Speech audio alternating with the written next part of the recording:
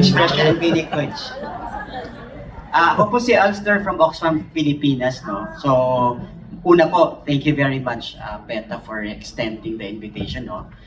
We've gathered 60 people from different organizations, partners po ni Oxfam, friends of Oxfam are here to also watch, no? But siguro we are here po because we resonate, no?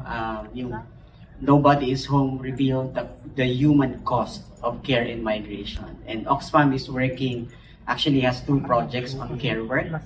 Our partner Rian is working as one of our partners, Learn. And also just want to give a shout out to the United Domestic Workers of the Philippines.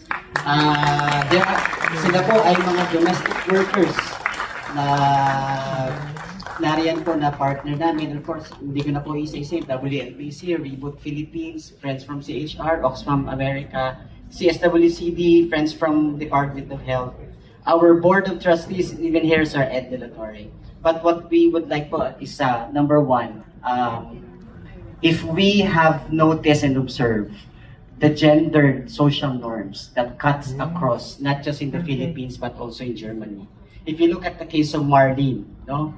She's a mother giving some orange juice to her daughter, cooking while her husband is doing something that really tells us that the struggle is global. No? So that's one po. And there's a survey made by Oxfam in 2021 during the pandemic. Kung narinig nyo na po, if you have read it, 13 hours are spent on unpaid care work done by women compared to 8 hours only done by men. Considering that we are on a lockdown and we are all staying at home, so that again reveals something, no? That there is inequality in terms of care, and the care work has 2 components. Kung makikita niyo po si Nurse Sky, isa is paid care kasi bayad sila, no? They're doing services for the patients. Ang pangalawa, unpaid care and domestic work. She's thinking of her son back in the Philippines. The mothers are doing unpaid care work. Care work remains invisible. Hindi po natin sila nakikita. Hindi natin sila binibigyan ng value. Pagluto ng pagkain, pagwalis ng bahay are just invisible po. No? So we really resonate po that Oxfam is in support of giving dignity. Yung sabi nga po kanina, no, uplifting the rights, no, that care work is work. And it's real work, and it's not something. Very true. Very true. So, do you have any question to our artistic team? Sige po. I mean, no, my question po is parang how, in terms of policies in Germany, if there are, no, because in the Philippines that's also one problem. If there is none, there's lack of care policy that support women, no, especially the care workers. So.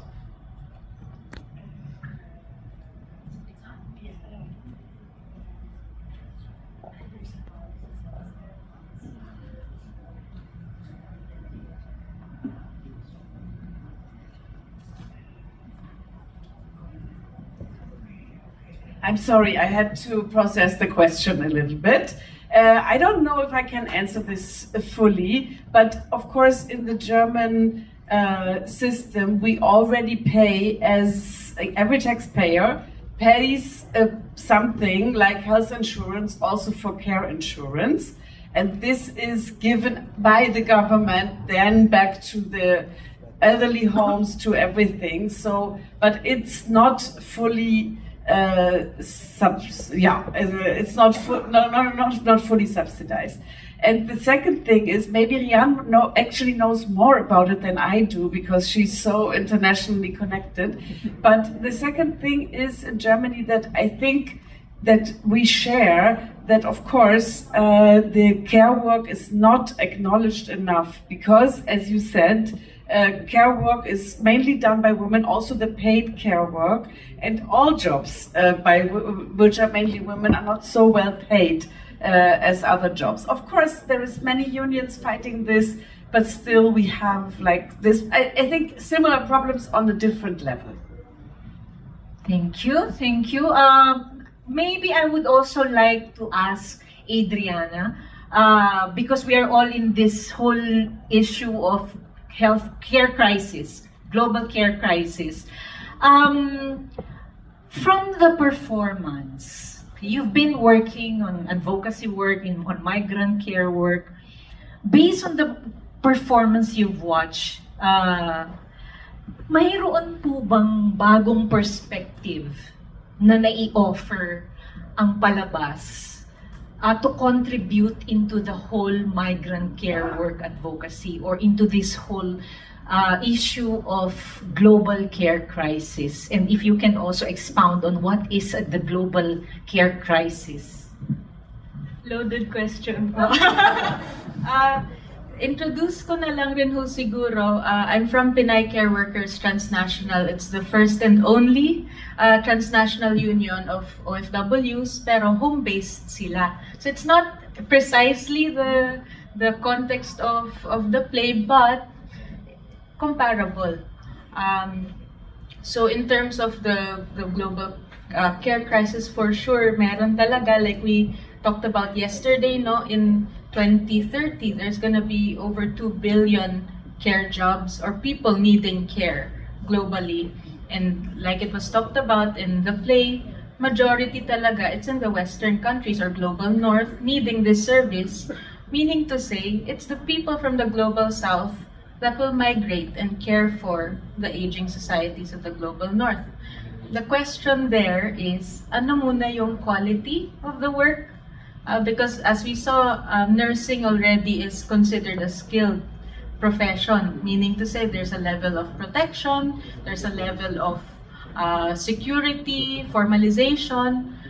On the other hand, we have also domestic and care workers who are home-based, who are not recognized as the same, meaning to say no labor protection, no proper wages, no benefits. So it's a matter of balancing these realities, but not getting the care workers to compete against each other. So in terms of what the play brings forward, I think it's a matter of starting that conversation on such a human level. Diba? Yung kwento ng OFW at yung kwento nung Aleman, diba? At as was mentioned kanina, it's very rare for us Filipinos to start actually talking about the context in which we're migrating to. What we usually talk about is, okay, why am I, the migrant, so ostracized? Why don't I have these rights? Ganyan, ganyan. Fair enough. At the same time, we need to work with the care workers in the destination country to actually work towards better conditions. Case in point, unfortunately, it's not Germany, but Australia. In Australia, again, maraming Pilipino, nursing din po, they have laws set in some of the states which mandates only a ratio of 1 nurse to 5 patients. Imagine 5 patients versus yung 40 na binigay dun sa nursing student. It's a world away talaga. So for us, yes, there's a global care crisis in terms of the actual need for care workers, but we also need to talk about the quality of the jobs that we're giving migrants. That's one. But also, what's gonna be the situation for countries in the global South that is experiencing what is now coined as yung brain drain. Kasi yes, tayo nagpapaaral, taxes natin yung nagpapaaral sa public schools, for example, dito sila natututo, pero for what? Diba? To service foreign countries. And we, Filipinos, are also aging. We also have PWDs, we also have childcare needs. So yesterday we had a nurse talk about these needs in PGH. So the usual call we get from care workers is, can you please hear us? We're out here unionizing, we're out here doing dialogues, we're presenting solutions that are possible. Diba? For example, yung patient to nurse ratio, yung salaries, kasi there's no real need for migration sana kung maayos po yung opportunities dito sa Pilipinas, diba? So one last point siguro. Okay. No? For us, we always want migration to be a real choice.